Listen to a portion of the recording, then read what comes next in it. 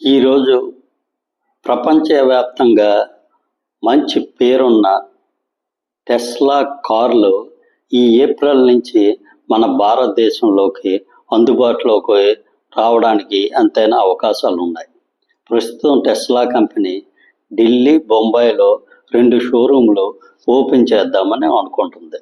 దానికి సంబంధించి ఉద్యోగస్తులను తీసుకోవడానికి అవసరమైన విధి విధానాలు, వాళ్ళకు సంబంధించిన కార్యక్రమాలు అనేవి జరుగుతున్నాయి.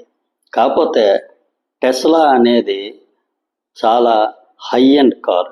అది మన భారతదేశంలో ఎంతవరకు సక్సెస్ కాగలదు?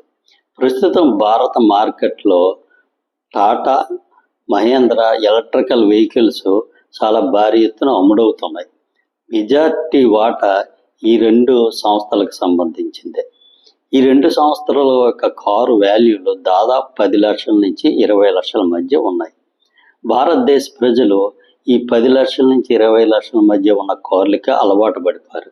అంతకన్నా 20 లక్షలు దాటి ఉన్న కార్లు కొనాలంటే అవి పూర్తిగా హై ఎండ్, అంటే బాగా అధిక రాబడి కలిగిన ధనవంతులు మాత్రమే కొనగలరు.